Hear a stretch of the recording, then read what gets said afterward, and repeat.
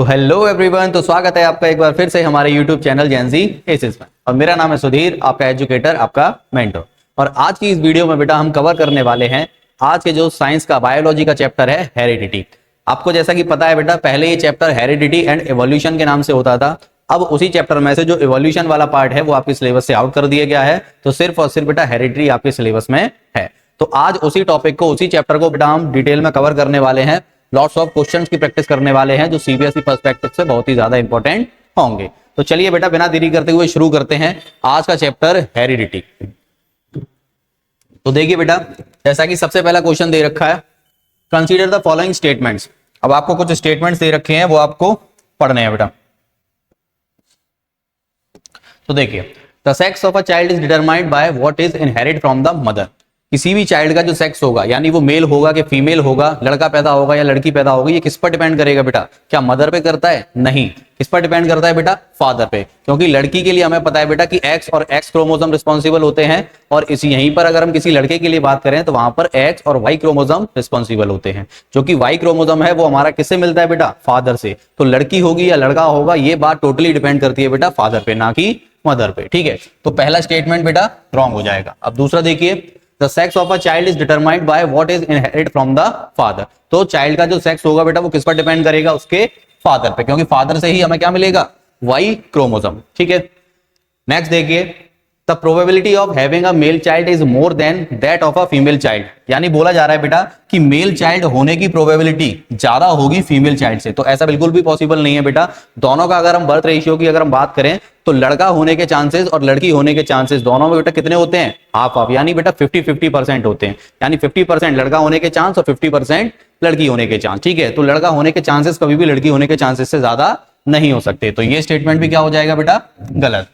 Next देखिए, the sex of a child is determined at the time of fertilization when male and female gametes fuse to form a zygote। ठीक है, तो जब बेटा male gamete और female gamete fuse होते हैं, fertilisation करते हैं, तो उधर क्या फॉर्मेशन होती है? जाइगोट की। और जाइगोट की जब फॉर्मेशन होगी उसी टाइम पर डिसाइड होता है बेटा कि लड़की होगी या फिर लड़का होगा, मेल होगा या फिर फीमेल होगा। तो ये स्टेटमेंट भी क्या है? बिल्कुल करेक्ट। आगे पूछा है बेटा द करेक्ट स्टेटमेंट्स आर। अब कौन से स्टेटमेंट जो है वो आपके करेक्ट हैं? तो देखो बेटा, एक तो सेकंड वाला करेक्ट है और एक फोर्थ वाला। तो करेक्ट ऑप्शन कौन सा हो जाएगा? Option B. Option B.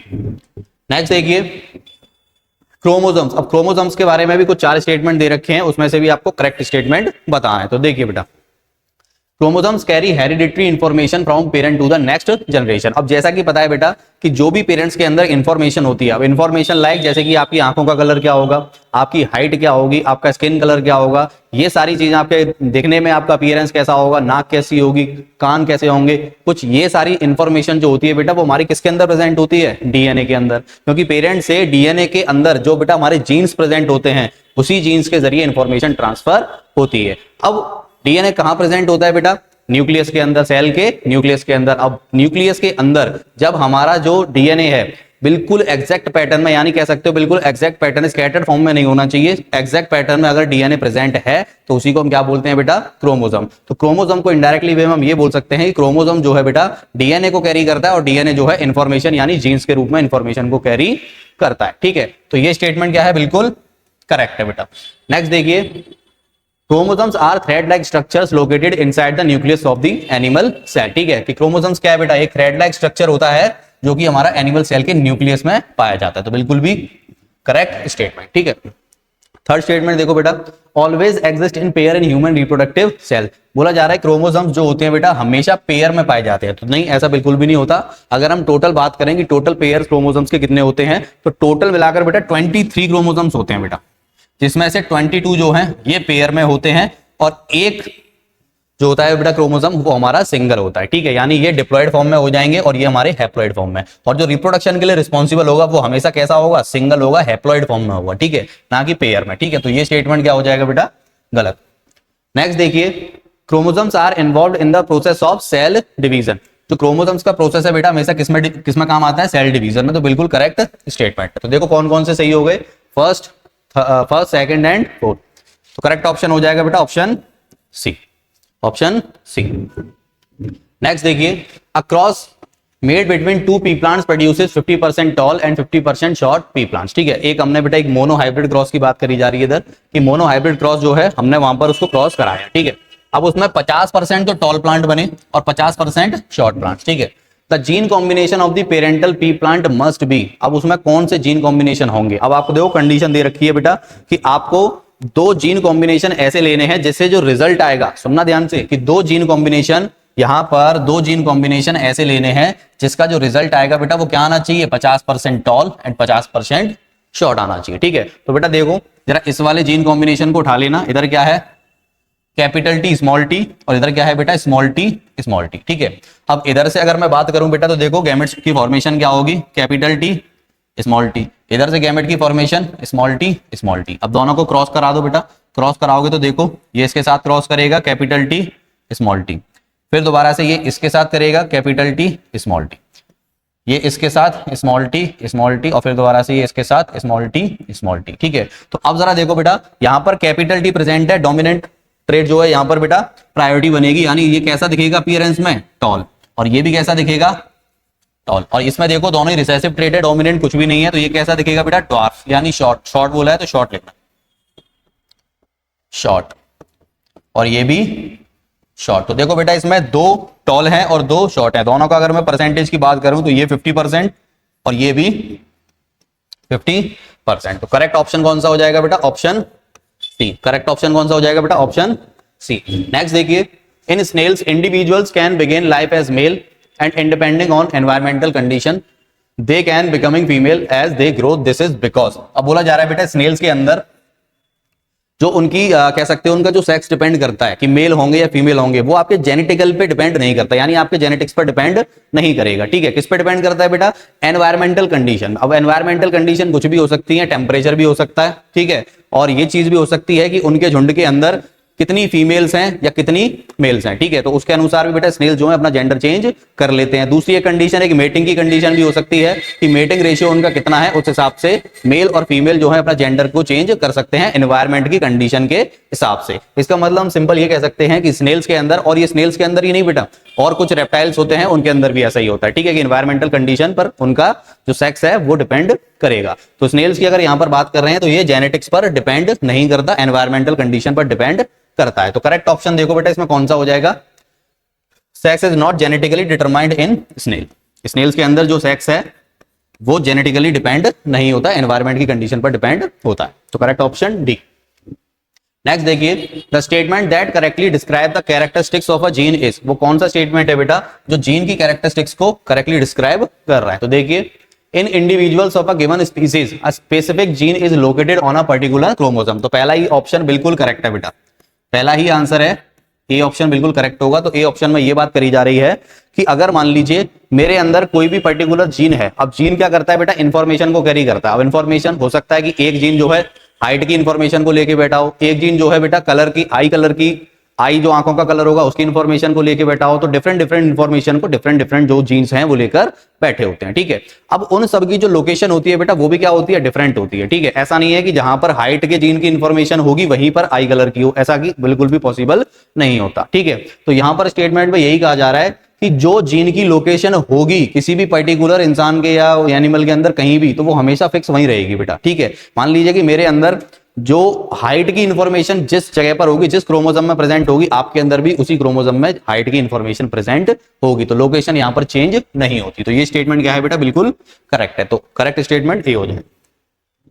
Next देखिए, attached earlobes in human is an inherited condition. अब इसमें बोला जा रहा है बेटा कि अटैच्ड ईयरलोब्स, अब ईयरलोब्स क्या होते हैं जरा देखो, सभी अपने कानों को देखना, यहां पर शीशे में देखना, वैसे तो देख नहीं पाएगा। ये जो कान की बेटा ये जो होता है ना, ये वाला पार्ट, ये ईयरलोब्स होता है। अब किसी का फ्री होता है और किसी का बिल्कुल इस तरीके से अटैच होता है। ठीक है, तो यहां पर यही बात करी जा रही है कि attached earlobe in humans is an inherited condition, कि ये अटैच्ड ईयरलोब और जो फ्री ईयरलोब्स होते हैं, ये जो कंडीशन होती है बेटा कैसे क्रिएट होती है, पेरेंट से ऑफस्प्रिंग्स के अंदर, यानी कह सकते हो पेरेंट से अपने आने वाली जनरेशन के अंदर ट्रांसफर होती है, यानी ये जेनेटिकली होती है। ठीक है, इनहेरिटेंस होती है बेटा। The allele for attached earlobe is recessive. अब कंडीशन इसने दे रखी है बेटा कि अटैच्ड ईयरलोब की जो कंडीशन है वो कैसी है, रिसेसिव है। ठीक है, याद रखना रिसेसिव। आगे बोला है what are the chances of parents both having attached earlobe. अब बोला जा रहा है बेटा कि जो दोनों पेरेंट्स हैं यानी मेल और फीमेल, फादर और मदर जो होंगे, दोनों के पास ही बेटा अटैच्ड ईयरलोब है। ठीक है, अब एक चीज ध्यान रखना, अटैच्ड ईयरलोब दोनों के पास है और दोनों ही बेटा ये अटैच्ड ईयरलोब जो है वो कौन सी कंडीशन थी, रिसेसिव। कौन सी कंडीशन थी, रिसेसिव। इसका मतलब कि फादर के अंदर भी रिसेसिव ट्रेट है और मदर के अंदर भी रिसेसिव ट्रेट है। To have a child with attached earlobe, तो कितने परसेंट चांसेस हैं बेटा कि जो उनसे होने वाला जो बच्चा होगा उसके भी चांसेस जो है अटैच्ड ईयरलोब के कितने होंगे, ये पूछा परसेंटेज के फॉर्म में। ठीक है, तो एक बात बताओ बेटा, फादर के अंदर भी attached earlobe, recessive trait, mother के अंदर भी अटैच्ड ईयरलोब, रिसेसिव ट्रेट, क्या यहां पर कहीं भी डोमिनेंट ट्रेट है, नहीं। तो बेटा जो बच्चा पैदा होगा उसके अंदर भी तो रिसेसिव ट्रेट्स ही बेटा देखने को मिलेंगे। तो अब ये कह सकते हैं कि यहां पर कोई भी डोमिनेंट ट्रेट प्रेजेंट ही नहीं है, तो पूरा के पूरा रिसेसिव ट्रेट ही क्या होगा, ट्रांसफर होगा। यानी बेटा कितने चांसेस हैं बच्चे के अंदर अटैच्ड ईयरलोब के, 100% चांसेस। कैसे होंगे बेटा, 100% चांसेस। तो करेक्ट ऑप्शन कौन सा हो जाएगा, डी। क्योंकि बेटा देखो ना, फादर मदर दोनों के अंदर ही रिसेसिव ट्रेट है, डोमिनेंट का इधर कुछ है ही नहीं, डोमिनेंट है ही नहीं, तो बेटा टोटली रिसेसिव ट्रेट ही ट्रांसफर होगा, 100% ट्रांसफर होगा। तो बच्चे के अंदर भी बेटा आपको अटैच्ड ईयरलोब देखने को मिलेंगे। नेक्स्ट देखो, which of the following is not controlled by genes. Genes से कौन सा इन दोनों में से ऑप्शन है जो कि कंट्रोल नहीं किया जाता, ठीक है, जो जेनेटिकली डिपेंड नहीं होता। ठीक है, तो आपको पता है बेटा वेट ऑफ दी पर्सन। ठीक है, हाइट जो है, हाइट की इंफॉर्मेशन आपकी जीन्स में प्रेजेंट होती है। हाइट नेचुरली आपको आपके पेरेंट्स से मिली होती है। आपने देखे होंगे अगर किसी के पेरेंट्स बहुत ज्यादा लंबे हैं तो उनसे होने वाला जो बच्चा होता है उसकी भी हाइट इंक्रीज होती है। ठीक है, और जो कुछ हाइट में पेरेंट्स छोटे होते हैं तो उनसे होने वाला बच्चा भी क्या होता है बेटा, हाइट में छोटा होता है। ठीक है, तो हाइट जो है ये जेनेटिकली डिपेंड करती है, लेकिन वेट इंसान का जो है बेटा वो आपके जीन्स पर डिपेंड नहीं करता। अगर मान लो मैं ज्यादा खा लूं तो मेरा वेट बढ़ जाएगा, हो सकता है मेरे पेरेंट्स का वेट इतना ना हो, तो ये किस पर डिपेंड करता है बेटा, मेरे खुद पर। ठीक है, ये एक्वायर्ड ट्रेट्स है। ये कौन सी ट्रेट में आ जाएगा बेटा, एक्वायर्ड ट्रेट्स। ठीक है, तो करेक्ट ऑप्शन कौन सा हो जाएगा बेटा, ओनली वन। करेक्ट ऑप्शन हो जाएगा बेटा ओनली वन। क्लियर। नेक्स्ट देखिए, the plants obtained in F1 generation of a monohybrid cross involved height were. बोला जा रहा है बेटा कि एक प्लांट है, अब उसको हमने क्या कराया बेटा, उसकी अगर हमने मोनोहाइब्रिड क्रॉस देखा, ठीक है, मोनोहाइब्रिड क्रॉस कंडीशन दे रखी है। ठीक है, और F1 जनरेशन में पूछा F1। इस चीज पे हमेशा ध्यान देना बेटा कि क्वेश्चन एग्जामिनेशन के अंदर कौन सा पूछ रहा है, F1 जनरेशन पूछ रहा है या F2 जनरेशन पूछ रहा है, ये ध्यान रखना। ठीक है, तो यहां पर बेटा कंडीशन दे रखी है F1 जनरेशन में हाइट कैसी होगी, सिंपल सी चीज। ठीक है, एक प्लांट को हमने मोनोहाइब्रिड क्रॉस कराया और उसकी F1 जनरेशन के अंदर उसकी हाइट कैसी होगी। तो चलो देखते हैं बेटा। मान लो यहां पर हमने कैपिटल टी ये हमने ले लिया बेटा टॉल के लिए, और शॉर्ट के लिए हमने ले लिया या ड्वार्फ के लिए स्मॉल टी। ठीक है, तो ये तो हमारे हो गए बेटा पेरेंट्स। ठीक है, अब इसके गैमेट्स फॉर्मेशन होंगे वो क्या होंगे बेटा, ये हो गया हमारे पेरेंट।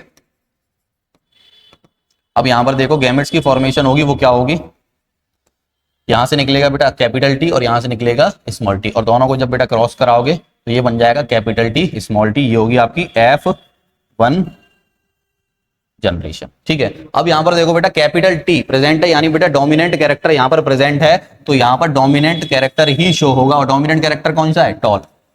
कैसा है बेटा, टॉल। क्या यहां पर कोई भी बेटा ड्वार्फ पौधा बन रहा है, नहीं, 100% कैसा बन रहा है, टॉल बन रहा है। तो यहां पर टॉल के अलावा F1 जनरेशन में मोनोहाइब्रिड क्रॉस में टॉल के अलावा कोई और कंडीशन आपको देखने को नहीं मिलेगी, या सिंपल वर्ड्स में ऐसे कह सकते हो बेटा कि सिर्फ और सिर्फ डोमिनेंट कैरेक्टर ही शो होगा, आपको रिसेसिव कैरेक्टर शो नहीं होगा F1 जनरेशन। ठीक है, तो यहां पर जो टॉल वाली कंडीशन होगी वो कौन सी होगी बेटा, 100% होगी, क्योंकि इसके अलावा टॉल के अलावा कुछ है ही नहीं, 100% टॉल। ठीक है, तो करेक्ट ऑप्शन कौन सा हो जाएगा बेटा, option C, 100% toll.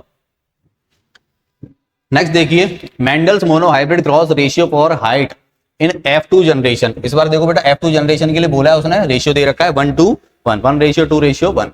It indicates, अब ये 1:2:1 जो है बेटा क्या इंडिकेट करता है। ठीक है, तो जरा देखो, जैसे कि अभी हमने करा F2 जनरेशन की बात है ना, अब यहां पर F1 जनरेशन में क्या है बेटा हमारा, देखो क्या आ गया पेरेंट यहां पर कैपिटल टी और स्मॉल टी। अब F2 जनरेशन के लिए क्या करते हैं, मैं इसी के आगे कंटिन्यू कर रहा हूं बेटा, यहां तक तो स्टेप आपका सेम रहेगा, इसके आगे मैं कंटिन्यू करके बता रहा हूं कि अब यहां पर बेटा F1 जनरेशन को ही हम सेल्फ पॉलिनेटेड कराएंगे। ठीक है, इसका मतलब कि कैपिटल टी स्मॉल टी इसी को क्रॉस करा देंगे capital T small T. Clear है बेटा।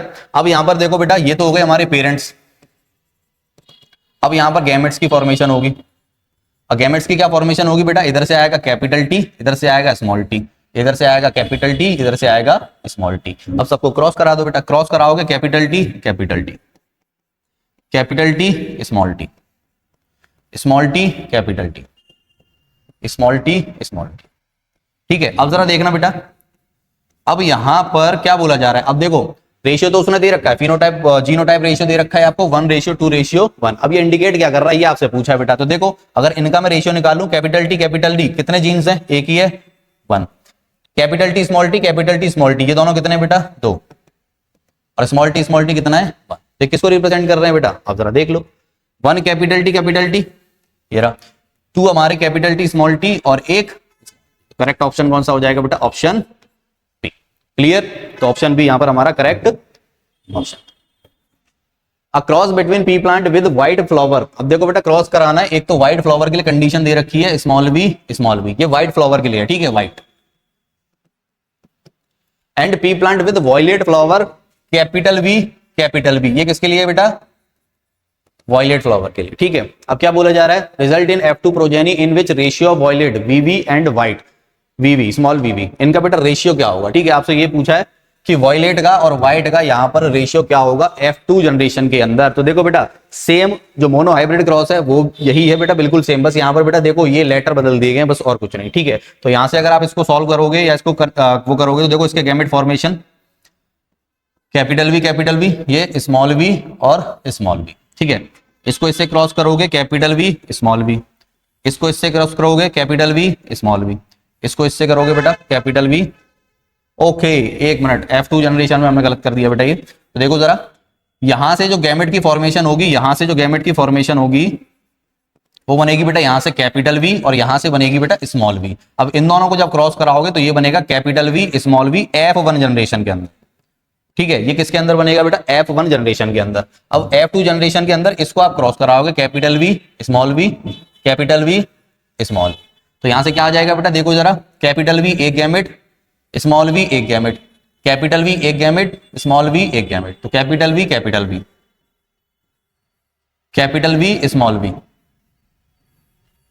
कैपिटल वी स्मॉल वी और स्मॉल वी स्मॉल वी, ठीक है। तो देखो बेटा यहां पर डोमिनेंट नेचर क्या है बेटा हमारा वॉयलेट, तो ये किस कलर का होगा, वॉयलेट का।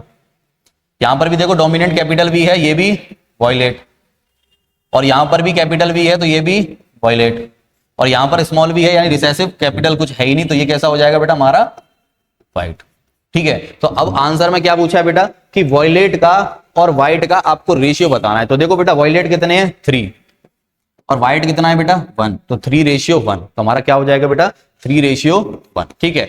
अगर आपसे पूछता कि व्हाइट का और वॉयलेट का रेशियो बता दो, तो व्हाइट को आप पहले लेते यानी 1:3, ठीक है। लेकिन उसने क्या पूछा है बेटा, पहले पूछा है वॉयलेट का और फिर किसका पूछा है बेटा व्हाइट का, ठीक है। तो करेक्ट ऑप्शन कौन सा हो जाएगा 3:1। नेक्स्ट देखिए Mendel's experiment explain the mechanism of. अब जो मेंडल्स का जो एक्सपेरिमेंट है बेटा पी प्लांट के ऊपर, वो किसको एक्सप्लेन करता है। तो देखो जरा inheritance of traits from one generation to the next. अब उन्होंने बेटा ये जो पूरा एक्सपेरिमेंट किया था पी प्लांट के साथ, वो किस लिए करा था बेटा, ये बताने के लिए कि कौन सी प्रॉपर्टीज हैं या प्रॉपर्टीज जो बेटा पेरेंट से ऑफस्प्रिंग्स के अंदर जो ट्रांसफर हो रही है वो किस तरीके से हो रही है, ठीक है, यानी किस तरीके से इनहेरिट हो रही है। तो inheritance of traits from one generation to the next, तो ये स्टेटमेंट क्या है बेटा करेक्ट। नेक्स्ट देखो inheritance of traits to first generation only. क्या बेटा जो मेंडल्स थे, जो हमारे साइंटिस्ट थे मेंडल, क्या उन्होंने सिर्फ और सिर्फ फर्स्ट जनरेशन के बारे में बताया था बेटा, नहीं, उन्होंने बेटा सेकंड जनरेशन के बारे में भी बताया था, और ये बताया था कि फर्स्ट जनरेशन के अंदर सिर्फ और सिर्फ डोमिनेंट नेचर शो होगा और जो रिसेसिव कैरेक्टरिस्टिक्स हैं वो आपकी सेकंड जनरेशन यानी F2 के अंदर देखने को मिलेंगी, ठीक है। तो ये स्टेटमेंट क्या है गलत। Evolution that took place due to natural selection, natural selection पर भी एवोल्यूशन नहीं था, तो ऑल ऑफ दिस तो होगा ही नहीं। करेक्ट ऑप्शन कौन सा हो जाएगा बेटा ऑप्शन ए, ठीक है। यानी इनहेरिटेंस के बारे में बताया था एक जनरेशन से लेकर दूसरे जनरेशन। नेक्स्ट देखिए बेटा Mendel performed his hybridization experiment in year. Mendel ने बेटा ये जो एक्सपेरिमेंट है वो कौन से ईयर में परफॉर्म किया था, तो ठीक है आंसर याद कर लेना 1856। करेक्ट ऑप्शन कौन सा हो जाएगा बेटा 1856। नेक्स्ट देखिए which among the combination represent phenotypically similar but genotypically different plants, ठीक है। अब बोला जा रहा है बेटा कि इनमें से वो कौन सा कॉम्बिनेशन है जो फिनोटाइपिकली यानी देखने में तो बेटा बिल्कुल सेम लगेगा, यानी फिजिकली कैसा होगा सेम, लेकिन उसके जो जीन्स की बात होगी जीनोटाइपिकली वो क्या होंगे डिफरेंट होंगे, ठीक है। तो सबसे पहले इसको चेक करते हैं बेटा कैपिटल आर, यहां पर हम मान लेते हैं, देखो कैपिटल आर को क्या मान लेते हैं राउंड शेप, राउंड। वाई को मान लेते हैं बेटा येलो, ठीक है। तो अब इसका रिसेसिव ट्रेट देखो क्या हो जाएगा राउंड येलो, और कैपिटल आर स्मॉल आर हो जाएगा बेटा हमारा रिंकल्ड और स्मॉल वाई हो जाएगा बेटा, ये येलो था तो इसको ले लेते हैं हम ग्रीन। ठीक है, तो अब जरा देखो बेटा यहां पर क्या है, capital R capital R capital Y और small capital R small R capital Y small Y. ठीक है, अब इसके अंदर सारे के सारे बेटा डोमिनेंट ट्रेट्स हैं। ठीक है, अब डोमिनेंट कैरेक्टर को शो करेगा तो देखो कैपिटल आर किसको रिप्रेजेंट करता है, राउंड, और कैपिटल वाई बेटा येलो, तो इसका कलर क्या हो जाएगा बेटा, round and yellow, round shape और येलो कलर। अब इधर आ जाओ बेटा, देखो कैपिटल आर है ना, तो इसी को प्रायोरिटी देनी पड़ेगी आपको, डोमिनेंट कैरेक्टर को। ठीक है, तो कैपिटल आर किसको रिप्रेजेंट कर रहा है बेटा, राउंड, और कैपिटल वाई है तो येलो। तो देखो बेटा दिखने में कैसे होंगे दोनों, सेम। कैपिटल आर और कैपिटल वाई से हमने पता कर लिया कि राउंड एंड येलो ये भी देखने में होगा और राउंड एंड येलो दे भी देखने में होगा। ठीक है, लेकिन अगर हम इनके जीन्स की बात करें, क्या बेटा जीन्स सेम है, इधर सबके सब देखो डोमिनेंट कैरेक्टर है, यहां पर बेटा डोमिनेंट और रिसेसिव दोनों का कॉम्बिनेशन है, यानी ये होमोजाइगस है और ये हेटेरोजाइगस। ठीक है, तो यहां पर जीन्स हमारे डिफरेंट है, लेकिन अगर हम इसकी फिजिकल को देखें या फिनोटाइपिकली देखें तो दोनों का रेशियो क्या हो जाएगा हमारा, सेम। ठीक है, तो यहां पर करेक्ट ऑप्शन कौन सा हो जाएगा बेटा, ऑप्शन ए। क्लियर। नेक्स्ट देखिए बेटा, the mechanism of sex determination in human beings is known as. अब देखो सेक्स डिटर्मिनेशन किस पे डिपेंड करता है बेटा, एक तो फादर पे और एक मदर पे। ठीक है, फादर के क्रोमोसोम्स कौन से होते हैं बेटा, एक्स और वाई, ये हमारे फादर के क्रोमोसोम्स होंगे, और एक्स एक्स ये हमारे किसके होंगे बेटा, मदर के क्रोमोसोम्स। ठीक है, तो इन पर डिपेंड करेगा, तो इसीलिए हम इसको क्या बोलते हैं, एक्स एक्स और वाई वाई टाइप। तो करेक्ट ऑप्शन कौन सा हो जाएगा बेटा हमारा, ऑप्शन ए। नेक्स्ट देखिए बेटा, Aarav and Pooja are a couple trying to conceive a child. बेटा एक कपल दे रखा है जिसमें आरव और पूजा है। ठीक है, अब वो क्या करते हैं, एक चाइल्ड को कंसीव यानी बेटा एक प्रेगनेंसी अचीव करने की कोशिश करते हैं, एक बच्चे के लिए थोड़ा सा ट्राई करते हैं। They want to understand how to sex of their future child will be determined, और वो ये जानना चाहते हैं कि उनका जो आने वाला जो बच्चा होगा उसका सेक्स क्या होगा, यानी मेल होगा कि फीमेल होगा। ठीक है, which of the following factor will determine the sex of Aarav and Pooja future first boy या चाइल्ड। ठीक है, तो बोला जा रहा है बेटा कि वो कौन से फैक्टर्स होंगे जो ये बताएंगे कि आरव और पूजा का पहला बॉय चाइल्ड होगा। ठीक है, बॉय के लिए बात करी जा रही है। अब बॉय के लिए बेटा आपको पता है कि कंडीशंस क्या होंगी, बॉय के लिए सिंपल कंडीशन है बेटा कि एक एक्स क्रोमोसोम होना चाहिए और एक वाई। ठीक है, और वाई क्रोमोसोम हमें पता है कि फीमेल के अंदर यानी मदर के अंदर होता नहीं है, तो वाई क्रोमोसोम किसकी वजह से आएगा, फादर की वजह से। ठीक है, क्योंकि मदर सिर्फ और सिर्फ कौन सा क्रोमोसोम दे सकती है बेटा, एक्स क्रोमोसोम। अब यहाँ पर वाई क्रोमोसोम है तो जाहिर सी बात है बेटा फादर से वाई क्रोमोसोम आया होगा, लड़के की अगर बात है तो ठीक है, अब देखते हैं बेटा option, the blood type of Aarav and Puja. क्या बेटा ब्लड ग्रुप पे डिपेंड करता है कि लड़का होगा या लड़की, नहीं, तो ये स्टेटमेंट बिल्कुल गलत। नेक्स्ट देखिए, the length of time between ovulation and copulation in Puja. क्या बेटा कितना टाइम लग रहा है उस ओव्यूलेशन को और कॉपुलेशन को, इस पे डिपेंड करता है क्या बेटा, नहीं करेगा, बिल्कुल भी नहीं करेगा, तो ये स्टेटमेंट भी गलत। The presence of the Y chromosome in Aarav sperm. ठीक है, अब आरव यहां पर फादर है बेटा, अब उस फादर के जीन उसके अंदर गैमेट के अंदर यानी स्पर्म के अंदर बेटा वाई क्रोमोसोम का होना बहुत जरूरी है, तब जाकर बेटा क्या होगा, बॉय चाइल्ड। अब आपको पता है बेटा कि जो मेल होता है उसका गैमेट कौन सा क्या होता है बेटा, sperm.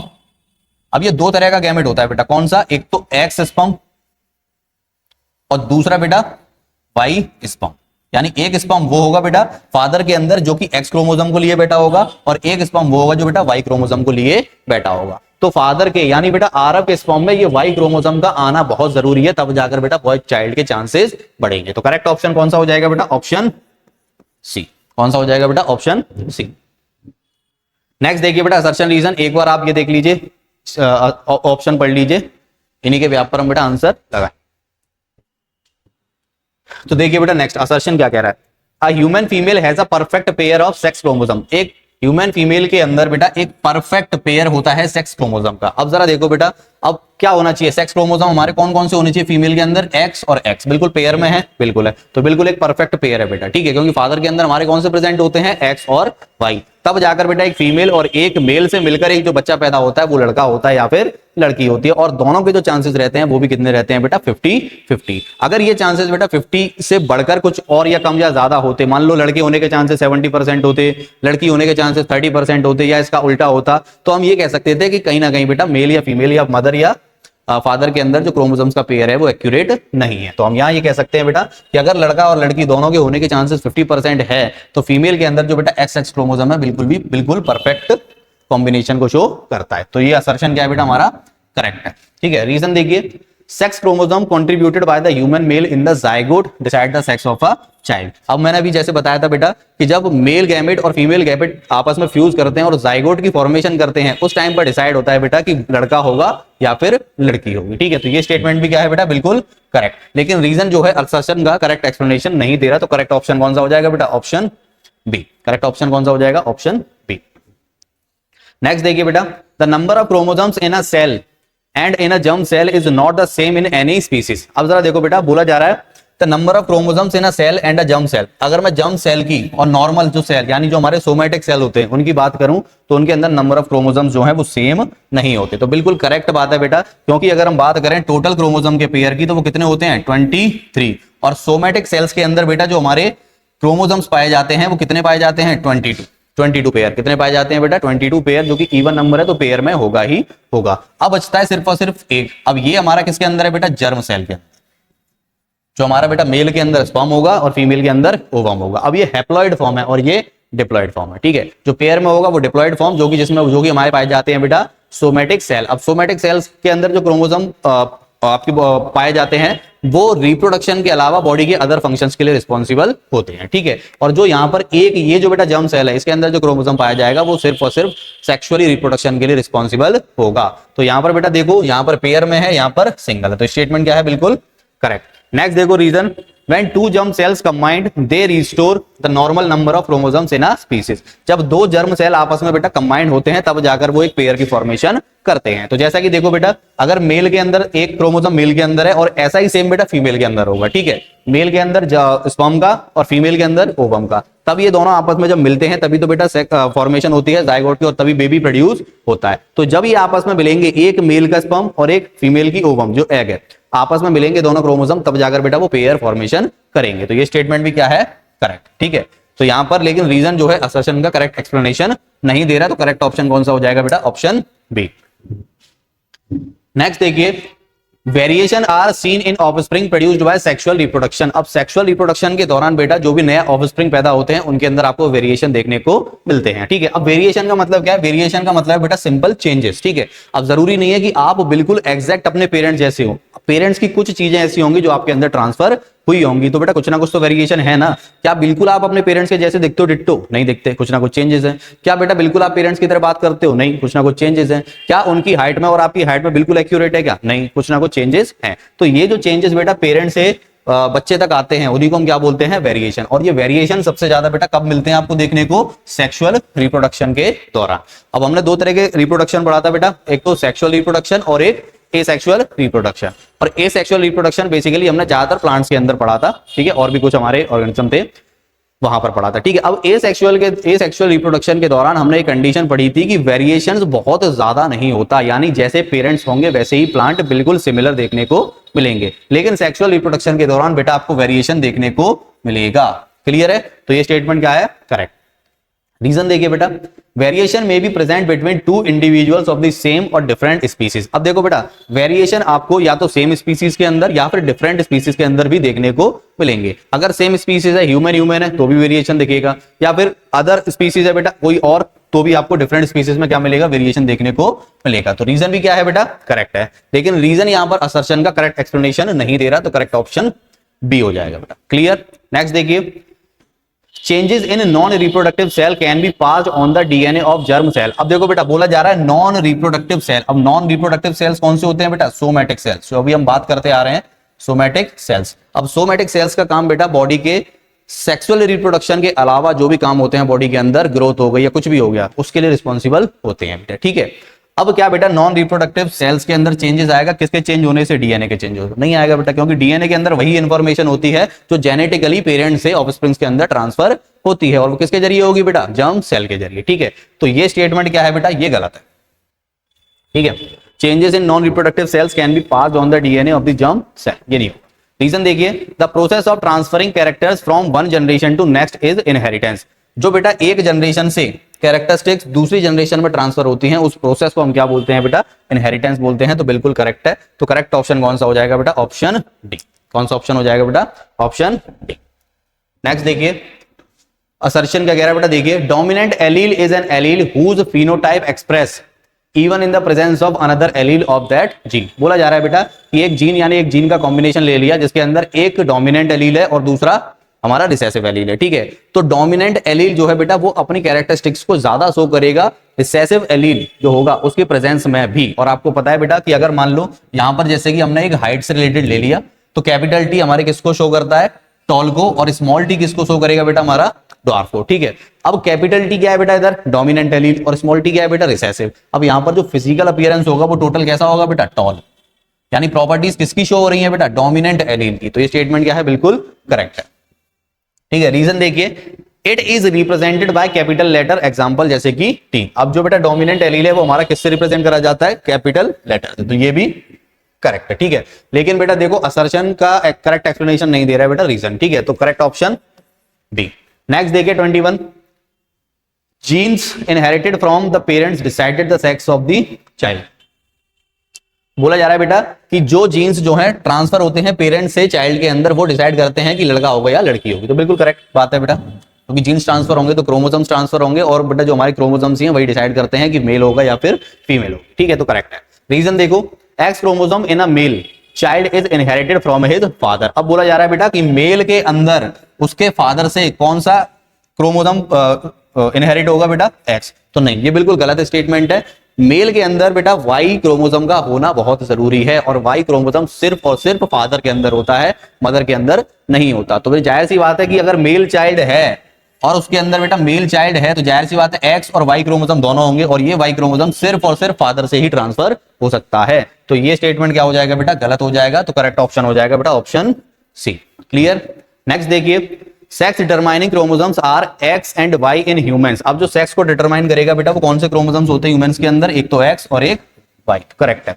In some organism environment can also determine sex. अब कुछ ऑर्गेनिज्म की अगर बात करें तो उनके लिए बेटा जो सेक्स की लड़का होगा, लड़की होगी, मेल होगा, फीमेल होगा, ये कौन डिसाइड करता है बेटा, एनवायरमेंट डिसाइड करता है, ठीक है। जैसे कि एक हमने भी स्नेल का एग्जांपल लिया जो कि बेटा जेनेटिकली डिपेंड नहीं होता, और दूसरा बेटा कुछ मैंने रेप्टाइल्स भी बताए थे। रेप्टाइल्स भी कुछ ऐसे होते हैं जिनका जो रेशियो छोड़ो कि उनका जो सेक्स डिपेंड करेगा कि मेल होगा या फीमेल, वो किस पे डिपेंड करेगा बेटा, एनवायरमेंटल कंडीशन पे, जेनेटिक्स पर डिपेंड नहीं करेगा। तो ये स्टेटमेंट भी क्या है, करेक्ट। लेकिन रीजन में असर्शन की बात नहीं हो रही, तो करेक्ट ऑप्शन ऑप्शन बी।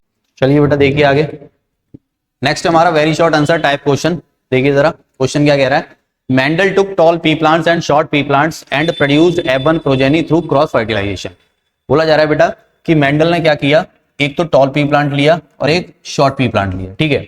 अब टॉल और शॉर्ट, अब ये देखो बेटा एक ही कैरेक्टरिस्टिक्स है, यानी सिर्फ और सिर्फ हाइट की, ठीक है। हाइट के अलावा क्या हम किसी चीज और अदर चीज को कंपैरिजन कर रहे हैं क्या, नहीं। तो इसका मतलब ये कौन सा बेटा क्रॉस हो गया, मोनो हाइब्रिड क्रॉस। कौन सा हो गया, मोनो हाइब्रिड क्रॉस। आपको पता है दो तरीके के क्रॉस पड़े थे बेटा मेंडल एक्सपेरिमेंट के दौरान, एक तो मोनो हाइब्रिड और दूसरा बेटा क्या था, डाई हाइब्रिड। मोनो हाइब्रिड के अंदर सिर्फ और सिर्फ एक ही प्रॉपर्टी को आप कंपेयर करते हो, और डाई हाइब्रिड के अंदर बेटा आप दो प्रॉपर्टीज को कम से कम लेकर चलते हो। तो इसके अंदर देखो बेटा सिर्फ और सिर्फ हाइट की बात करी जा रही है कि एक टॉल है और एक शॉर्ट है, ठीक है।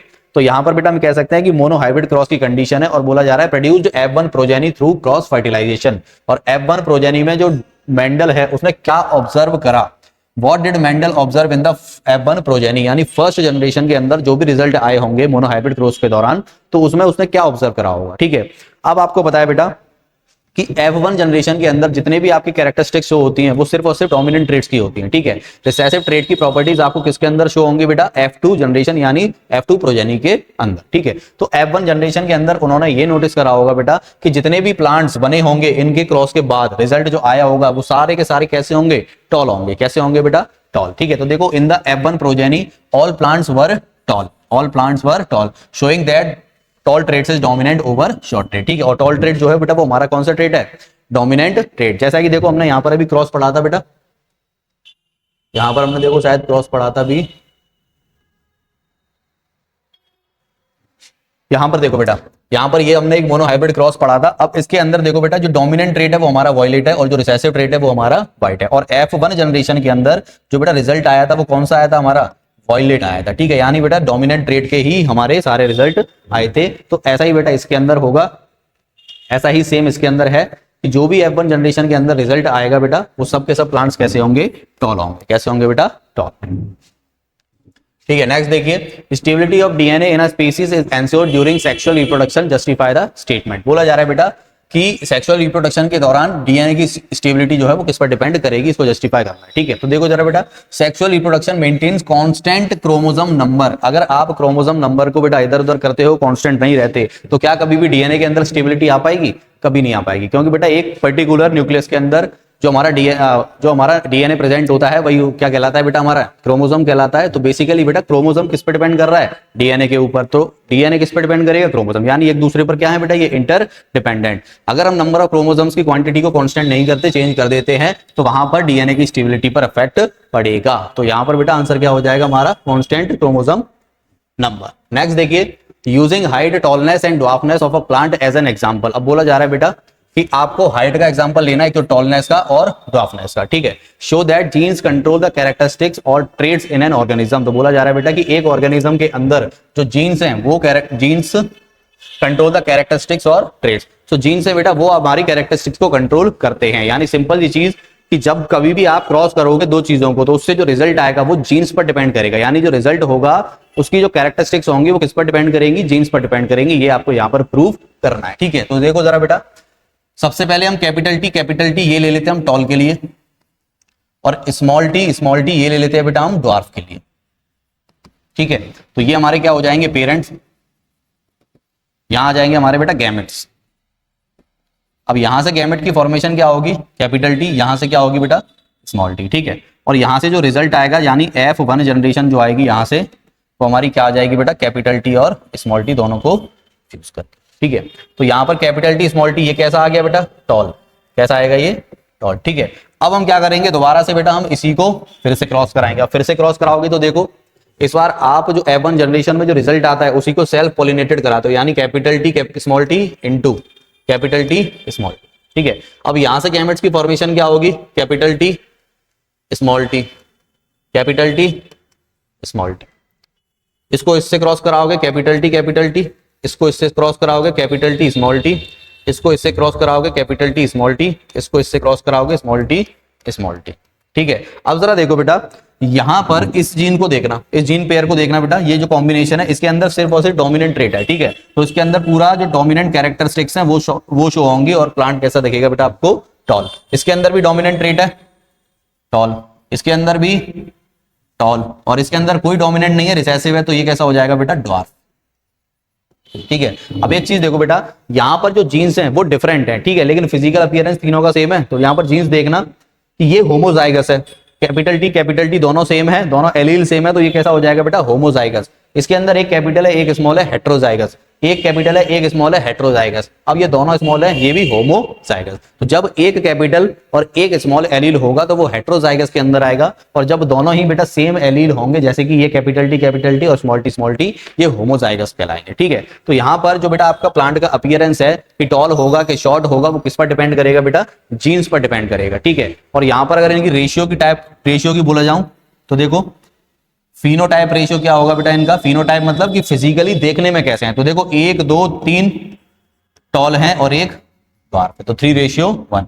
और अगर जीनोटाइप की बात करूं तो जीनोटाइप भी बेटा क्या होगा? जरा देखो, एक इसके जैसा कोई और जीन्स तो नहीं है, तो 1।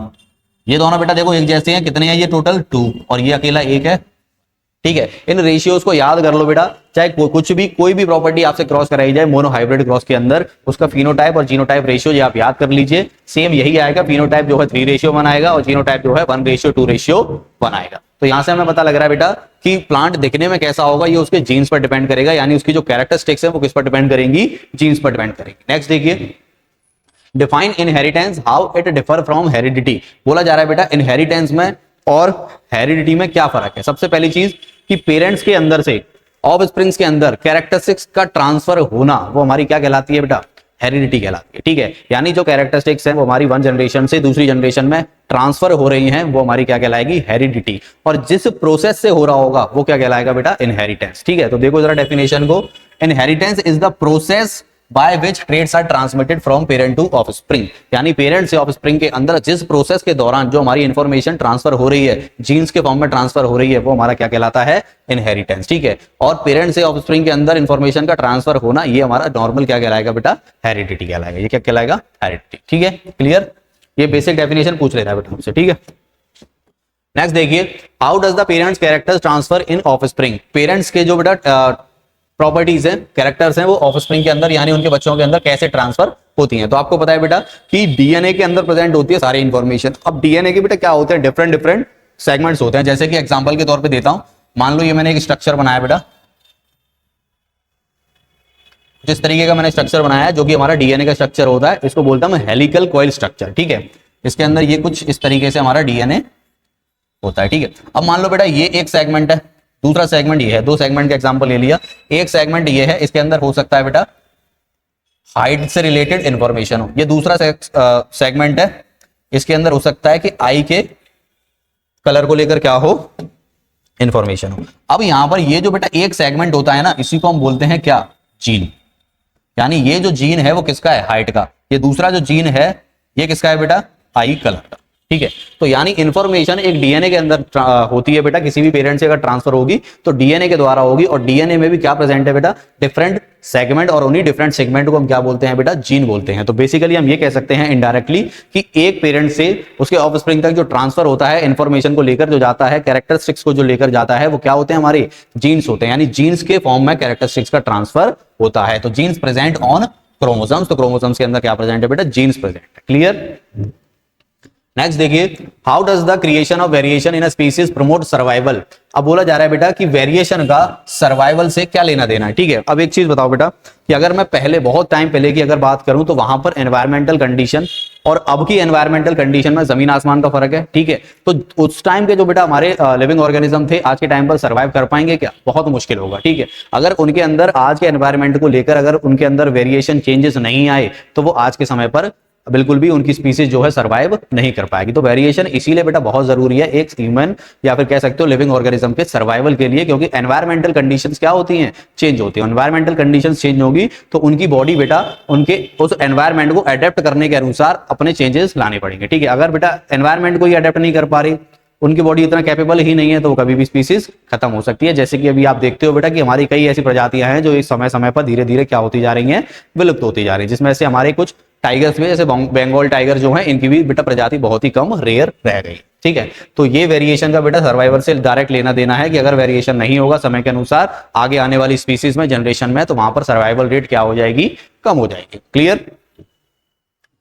नेक्स्ट देखिए बेटा, शॉर्ट आंसर टाइप क्वेश्चन बोला जा रहा है, do all variation in a species have equal chances of surviving in the environment. बोला जा रहा है बेटा क्या सारी की सारी स्पीसीज में सर्वाइवल के जो चांसेस हैं क्या सबके अंदर इक्वल होते हैं, नहीं।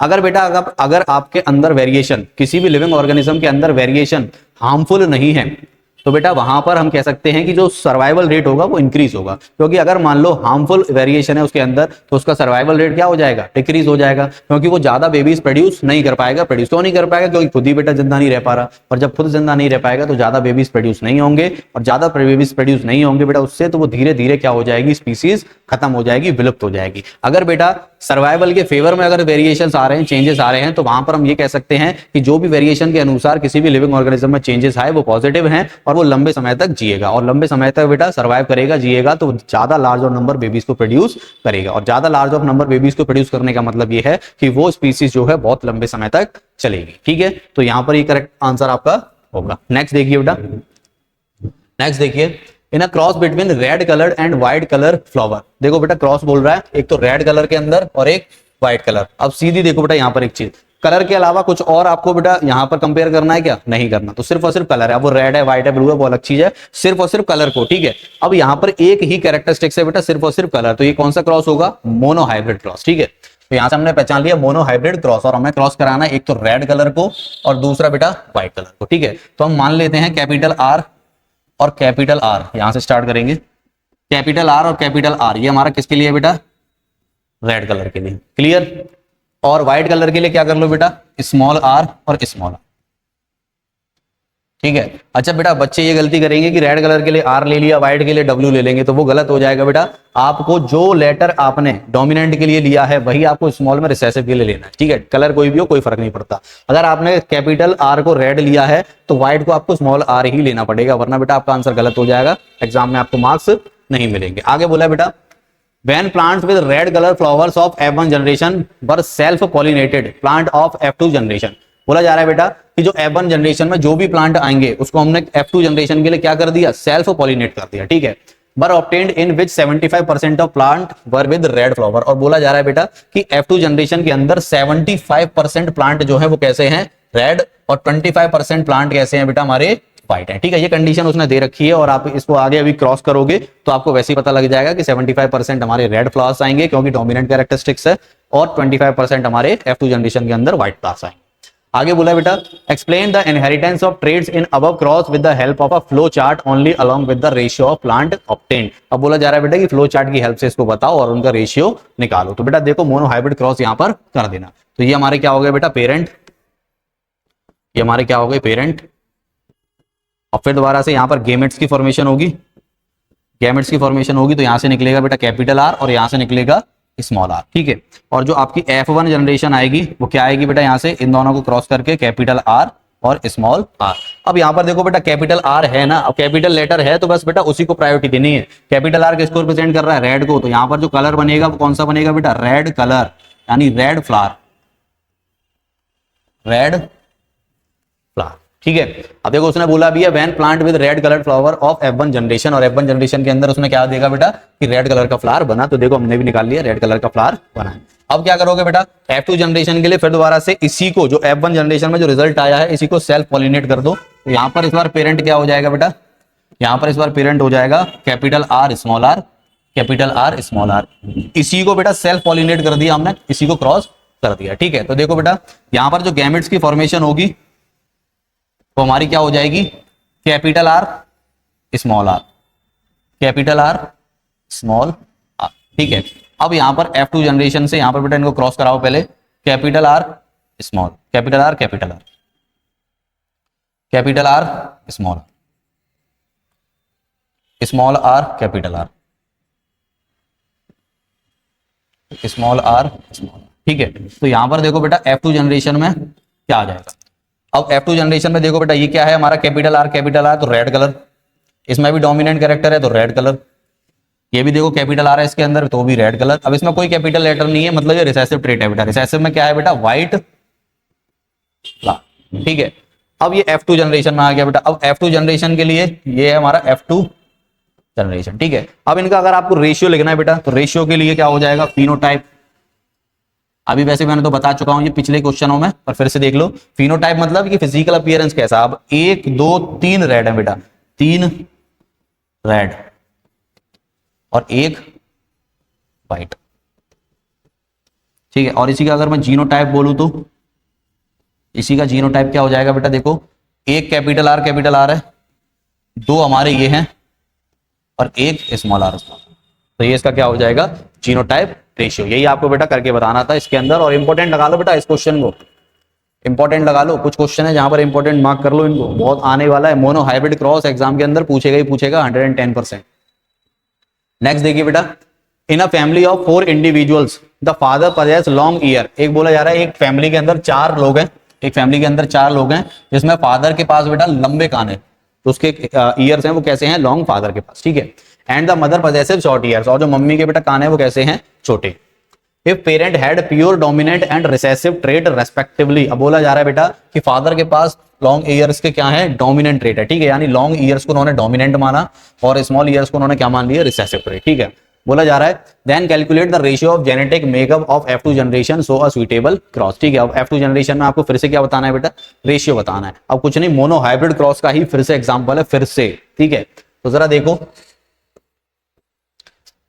लॉन्ग ईयर को डोमिनेंट माना है तो लॉन्ग ईयर के लिए क्या कर लो बेटा, कैपिटल ई, स्मॉल ईयर के लिए स्मॉल ई, ठीक है। ये तो बेटा हो गया हमारी लॉन्ग ईयर,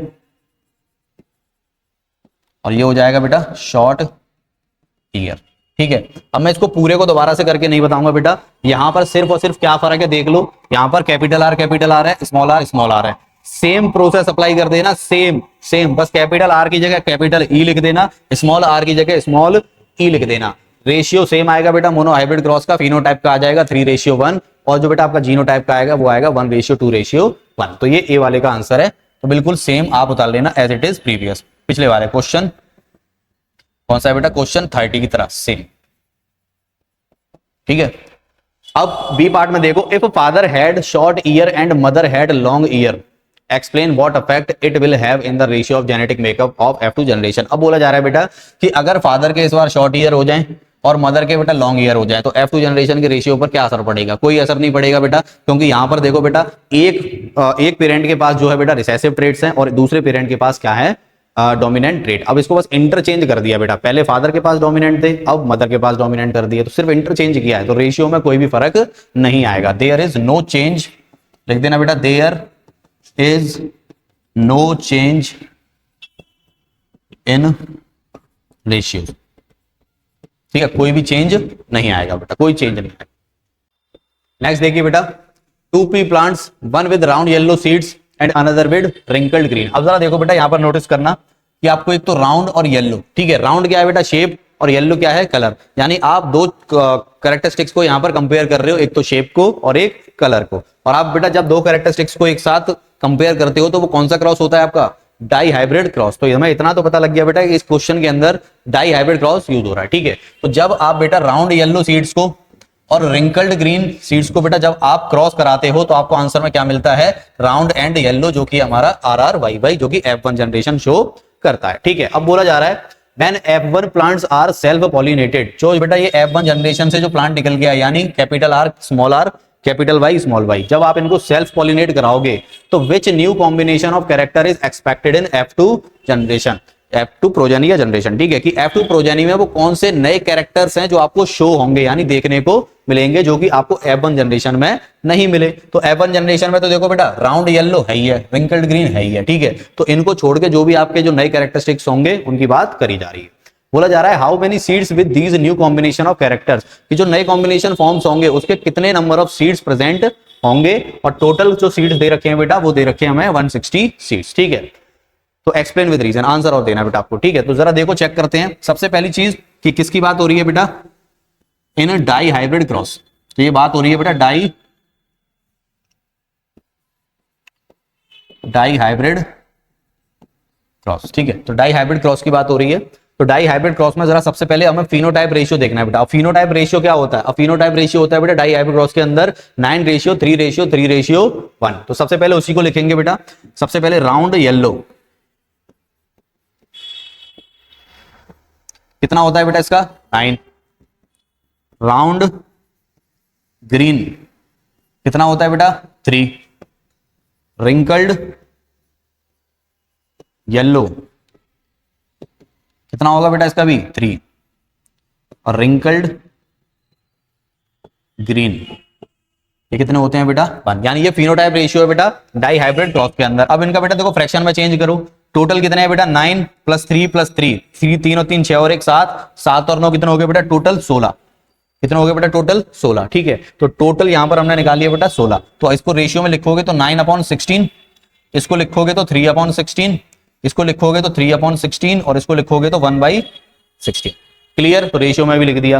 अब जरा देखो बेटा उसने क्या बोला है कि जो नए कॉम्बिनेशन हो रहे हैं। अब नए कॉम्बिनेशन कौन कौन से है बेटा? एक तो राउंड ग्रीन और दूसरा रिंकल्ड येलो। ठीक है, अब उनका बेटा रेशियो देख लो। अब रेशियो इसका कितना है? 3/16, इसका भी कितना है? 3/16। ठीक है, तो अब बस टोटल नंबर ऑफ सीड्स निकालने हैं। टोटल बेटा हमें दे रखे हैं 160। अब निकालने हैं कि राउंड ग्रीन के टोटल नंबर ऑफ सीड्स कितने हैं और रिंकल्ड येलो के टोटल नंबर ऑफ सीड्स कितने हैं। तो सबसे पहले हम बात करेंगे बेटा किसकी? राउंड ग्रीन की। राउंड ग्रीन का बेटा जो रेशियो दे रखा है कितना दे रखा है? 3/16 और टोटल कितना है बेटा? 160। तो 16 से कटेगा 10 टाइम्स, तो टोटल सीड्स कितने आ जाएंगे? 30 सीड्स। ठीक है, ऐसे ही हम बेटा रिंकल्ड येलो की बात करते हैं। रिंकल्ड येलो फ्रैक्शन क्या दे रखा है बेटा? 3/16 और टोटल कितना है बेटा हमारे पास? 160। तो ये कटेगा 10 टाइम्स, तो ये आ जाएगा बेटा 36। तो टोटल नंबर ऑफ बेटा सीड्स देख लो, 30 सीड्स हमारे राउंड ग्रीन के होंगे और 30 सीड्स हमारे रिंकल्ड येलो के। बट यही आपसे पूछा था बेटा इस क्वेश्चन के अंदर, और इसको इंपॉर्टेंट मार्क कर लेना। इस तरह के क्वेश्चन आपको बेटा एग्जाम में देखने को मिल जाएंगे। नेक्स्ट देखिए, in humans there is a 50% probability of a birth of a boy and 50% probability that a girl will be born. ठीक है, justify the statement on the basis of the mechanism of sex determination in human beings. बोला जा रहा है बेटा human beings के अंदर एक बॉय चाइल्ड और एक गर्ल चाइल्ड के होने के जो चांसेस हैं, प्रोबेबिलिटी है, वो कितनी है बेटा? 50-50%। अब यही आपको बेटा प्रूफ करना है। तो जरा देखो, अब यहां पर बेटा अगर हम बात करें फादर से, और मदर से। तो फादर के अंदर कौन से क्रोमोसोम पाए जाते हैं बेटा? एक तो एक्स और दूसरा वाई, और मदर के अंदर बेटा एक्स और एक्स। ठीक है, अब यहां से बेटा देखो इनको क्रॉस कराओगे तो क्या होगा? ये एक्स ये एक्स, क्या बनेगा? एक्स एक्स, ये एक्स ये एक्स, एक्स एक्स, ये वाई एक्स वाई, ये वाई ये एक्स एक्स वाई। ठीक है, अब एक्स एक्स यानी बेटा girl child, X X girl child, X Y क्या है बेटा हमारा? बॉय चाइल्ड, और ये भी बॉय। तो अब जरा देखो बेटा, दो कंडीशन गर्ल की है और दो कंडीशन बॉय की है, तो यानी इन दोनों का रेशियो या परसेंटेज अगर निकालें तो कितना हो जाएगा बेटा? 50%। दोनों बेटा, गर्ल भी कितना परसेंट? गर्ल भी 50% और बॉय भी 50% चांसेस। ठीक है, तो लड़का होगी या लड़की होगी इसके चांसेस बेटा 50-50% है, लड़का भी हो सकता है और लड़की भी। बट यहां पर समझने वाली एक चीज बात है बेटा कि लड़का होना यानी बेटा किस पर डिपेंड कर रहा है? इस वाई क्रोमोसोम पर। ठीक है, और वाई क्रोमोसोम किस पर डिपेंड कर रहा है बेटा? सिर्फ और सिर्फ वाई, फादर से। ठीक है, कि फादर से ही वाई क्रोमोसोम मिलेगा तभी जाकर बेटा पॉसिबिलिटीज बनेंगी लड़के की। तो लड़का होगा या लड़की होगी इस बात का बेटा पूर्णतः अगर मैं बोलूं कि कौन रिस्पॉन्सिबल है इसके लिए, तो सिर्फ और सिर्फ फादर रिस्पॉन्सिबल है, मदर की इसमें कोई भी चीज शामिल नहीं है। ठीक है, मदर सिर्फ अपना एक्स क्रोमोसोम दे सकती है बेटा, वही लड़की के लिए दे रही है वही लड़के के लिए, लेकिन लड़के के लिए मेन वाई क्रोमोसोम फादर ही देगा। तो उससे लड़का हो या लड़की ये फादर पर डिपेंड करेगा, ना कि लड़की पर। ठीक है, नेक्स्ट देखिए बेटा, illustrate what is trait and there types, give to examples of each. अब ट्रेट क्या होता है बेटा? देखो, अब ट्रेट कुछ नहीं, कैरेक्टरिस्टिक्स जो हमारी पेरेंट्स से ऑफस्प्रिंग के अंदर ट्रांसफर होती हैं वही क्या कहलाती हैं? ट्रेट्स कहलाती हैं। जैसे कि जरा देखो जरा, a trait is a specific characteristics or feature on an organism that can be inherited from parent through genes। तो जीन्स के थ्रू पेरेंट से ऑफस्प्रिंग के अंदर जो इन्फॉर्मेशन ट्रांसफर होती है उसी को हम क्या बोलते हैं बेटा? ट्रेट बोलते हैं। अब ट्रेट दो तरह की हो सकती है, एक तो इनहेरिटेड और दूसरा एक्वायर्ड। अब इनहेरिटेड ट्रेट्स वो होती है बेटा जो पेरेंट से हमें मिलती हैं आगे आने वाली जनरेशन में। ठीक है, यानी मेरे अंदर कुछ क्वालिटीज ऐसी होंगी जो मेरे पेरेंट्स से मुझे मिली होंगी, यानी मेरी खानदानी होंगी। ठीक है, तो वो मेरी क्या होगी बेटा? इनहेरिटेड ट्रेट्स होंगी। जैसे कि आई कलर ऑफ द ह्यूमन, आंखों का कलर, ये किस पर डिपेंड करेगा बेटा? जेनेटिक्स पर डिपेंड करेगा, जो कि आपके पेरेंट्स से आपको मिलता है। ब्लड ग्रुप क्या होगा? ठीक है, सीड शेप, पी प्लांट के अंदर शेप क्या होगी सीड की? अटैच और फ्री ईयर लोब, ये जो ईयर लोब का एग्जांपल दिया, या फ्री होगा कि अटैच होगा, ये भी हमें किससे मिलेगा बेटा? हमारे पेरेंट्स से। ठीक है, अब एक्वायर्ड ट्रेट्स कौन सी होती है बेटा? एक्वायर्ड ट्रेट्स वो होती हैं जो आपके पेरेंट्स से आपको नहीं मिलती, लेकिन समय के साथ आप उन चीजों को सीखते हो, एक्वायर करते हो। ठीक है, तो वो अब आपकी क्या कहलाएंगी? Acquired traits. जैसे कि बॉडी बिल्डिंग मसल, अब कोई इंसान बेटा जिम करे, मसल बिल्डिंग कर ले बहुत, तो ये पेरेंट्स से थोड़ी ना मिला, उसने मेहनत करी अपने शरीर पर, ये उसने एक्वायर करा। ठीक है, किसी की रिस्पेक्ट करना, ठीक है, किसी को गाली देना, ये सारी चीजें तुम सीखते हो, ये तुम्हारे पेरेंट्स से नहीं आती बेटा जेनेटिकली, ये सारी चीजें तुम एक्वायर करते हो, सीखते हो। ठीक है, लर्निंग टू स्विम, स्विमिंग करना, स्विमिंग सीखना, स्कार्स ऑन स्किन, स्किन के ऊपर दाग धब्बे, तुम कोई प्रोडक्ट यूज करोगे तो बेटा उसका हो सकता है साइड इफेक्ट हो, कुछ ना कुछ आपने जो गलत खाया उसका साइड इफेक्ट हो, तो ये आप पर डिपेंड करता है। ठीक है, लैंग्वेज स्पोकन, जो आप कुछ बोल रहे हो किस तरीके से बोलते हो, कौन सी लैंग्वेज आप सीखते हो, संस्कृत बोलते हो, इंग्लिश, हिंदी या जो भी, तो किस पर डिपेंड करता है बेटा? आपके ऊपर, ना कि आपके पेरेंट्स के ऊपर। तो ऐसी ट्रेड्स जो आपके पेरेंट्स से मिले वो इनहेरिटेड ट्रेड्स, और जो आप बेटा खुद सीखते हो वो आपकी एक्वायर्ड ट्रेड्स। क्लियर? नेक्स्ट देखिए, if a trait A exist in 10% of a population of a asexually reproduction species and a trait be exist in 60% of the same population. बोला जा रहा है बेटा कि एक पॉपुलेशन के अंदर 10% पॉपुलेशन के अंदर ट्रेट ए है और 60% पॉपुलेशन के अंदर ट्रेट बी है। ठीक है, तो बोला जा रहा है which trait is likely to have arisen earlier। ठीक है, तो कौन सी वो बेटा ट्रेड है जो सबसे पहले आपको देखने को मिलेगी? तो सबसे बेटा देखो भाई, तो क्वेश्चन पढ़ के आपको पता लग जाना चाहिए कि जो क्वांटिटी में ज्यादा है, पॉपुलेशन में जो ज्यादा होगी वो डोमिनेंट ट्रेड को शो करेगी, और डोमिनेंट ट्रेड बेसिकली बेटा आपको पहले अपीयर होता है। जैसे कि आपने जब मोनो हाइब्रिड क्रॉस पढ़ा था तो F1 जनरेशन के अंदर आपको सारे के सारे बेटा कैरेक्टरिस्टिक्स किसकी दिख रही थी? किसकी दिख रही थी बेटा? डोमिनेंट ट्रेड की। तो ऐसा ही यहां पर होगा कि 10% पॉपुलेशन ये कम है और 60% पॉपुलेशन ये ज्यादा है, तो यानी बेटा ज्यादातर पॉपुलेशन के अंदर ट्रेड बी है, तो पहले सबसे पहले आपको उसी के कैरेक्टरिस्टिक्स देखने को मिलेंगी। तो आंसर क्या हो जाएगा बेटा? Trait B. आंसर क्या हो जाएगा बेटा? Trait B. नेक्स्ट देखिए, राइट द जीनोटाइप फॉर, अब इनके लिए बेटा आपको देखो जीन्स लिखने हैं। ठीक है, कॉम्बिनेशन ऑफ जीन्स लिखना है। तो देखो पर्पल फ्लावर, ठीक है, पर्पल फ्लावर, लेकिन हेट्रोजाइगस होना चाहिए। अब हेट्रोजाइगस का मतलब मैंने अभी बताया था कि उस पेयर के अंदर जो एलील्स होंगे, दो एलील्स होंगे, वो डिफरेंट होनी चाहिए। ठीक है, यानी एक कैपिटल होना चाहिए और दूसरा स्मॉल होना चाहिए। ठीक है, तो देखो कैपिटल लेटर बेटा पी यानी पर्पल कलर को शो कर रहा है, ठीक है। तो कैपिटल ट्रेट है तो पर्पल कलर, और हेट्रोजाइगस है तो एक हमने स्मॉल ले लिया बेटा, तो कैपिटल और एक स्मॉल हेट्रोजाइगस हो गया, ठीक है। दूसरा क्या है बेटा हमारा राउंड सीड्स, तो राउंड के लिए हमने आर ले लिया, और होमोजाइगस बोला है, होमोजाइगस मतलब दोनों एलील कैसे होने चाहिए, सेम होने चाहिए, तो कैपिटल आर, ठीक है, capital are. Green pots heterozygous, अब इसमें क्या बोला है बेटा, हेट्रोजाइगस होना चाहिए लेकिन कलर में कैसा होना चाहिए, ग्रीन, तो कैपिटल जी ग्रीन को शो कर रहा है, और हेट्रोजाइगस है तो एक कैपिटल और एक small. Dwarf pea plant, dwarf के लिए अब देखो होमोजाइगस है और ड्वार्फ है, और ड्वार्फ है इसमें मतलब सारे के सारे रिसेसिव ट्रेट है, कोई भी बेटा डोमिनेंट ट्रेट नहीं है, तो स्मॉल टी और स्मॉल टी, ठीक है। टॉल पी प्लांट हेट्रोजाइगस, ठीक है, हेट्रोजाइगस होना चाहिए लेकिन टॉल भी होना चाहिए, तो कैपिटल टी और एक स्मॉल टी। ग्रीन सीड्स होने चाहिए लेकिन होमोजाइगस होने चाहिए, होमोजाइगस में ग्रीन सीड्स कैसे थे बेटा हमारे स्मॉल वाई, ठीक है। जो डाई हाइब्रिड क्रॉस में जो मेंडल ने लिए थे वो क्या थे बेटा, स्मॉल वाई ग्रीन कलर को लिया, clear. A man with blood group A marries a woman with blood group O. देखो क्वेश्चन क्या बोल रहे हैं बेटा, इंपॉर्टेंट मार्क करना, बहुत अच्छा क्वेश्चन है, ठीक है। इसमें अक्सर बच्चे गलती कराते हैं, देखते नहीं क्वेश्चन को, पर समझना है। यहाँ पर बोला जा रहा है कि एक मैन है यानी एक आदमी है जिसका ब्लड ग्रुप दे रखा है बेटा ए, ठीक है, और वो शादी करता है बेटा ऐसी फीमेल से जिसका ब्लड ग्रुप क्या है, O, and their daughter has blood group O, और उनसे बेटा जो उनका बच्चा पैदा होता है, जो लड़की पैदा होती है उसका ब्लड ग्रुप है बेटा O. In this information enough to tell you which of the trait blood group A or O dominant, why or why not. क्या बेटा इतनी इंफॉर्मेशन काफी है कि आप ये बता पाओ कि ब्लड ग्रुप ए हमारा डोमिनेंट ट्रेट है या ब्लड ग्रुप बी, आपसे ये पूछा है, तो बेटा बिल्कुल इतनी इंफॉर्मेशन काफी है, कैसे जरा समझना, ठीक है। अब जरा देखो बेटा, जो डॉटर यहाँ पर यानी जो लड़की हुई होगी, तो जाहिर सी बात है बेटा पेरेंट्स यानी बेटा फादर और मदर दोनों से मिलकर ही बनी होगी, तो डॉटर का जो बेटा यहाँ पर ब्लड ग्रुप है उसके अंदर कौन सी कैरेक्टरिस्टिक्स होंगी बेटा, ओ और ओ, कौन सी होंगी, ओ और ओ। अब ओ और ओ दो यहाँ पर है तो एक फादर से मिली होगी और एक मदर से, ठीक है। इसका मतलब बेटा कि ये मान लेते हैं ये मदर से मिला, ये मदर, ये फादर से मिला तो ये फादर के अंदर, ठीक है, क्लियर है यहाँ पर। तो कुछ ना कुछ प्रॉपर्टीज बेटा फादर से मिली और कुछ ना कुछ प्रॉपर्टीज मदर से मिली, तभी बेटा एक बेबी जो है दोनों का कॉम्बिनेशन होता है, ये हमें पता लग गया, ठीक है। तो ये डॉटर का है बेटा, ये किसका है, डॉटर का, GHTER डॉटर, ठीक है। ये मदर और ये फादर, ठीक है। लेकिन उसने क्या बोला है बेटा कि फादर का जो ब्लड ग्रुप है वो क्या है, ए, और जो मदर का ब्लड ग्रुप है वो क्या है, ठीक है।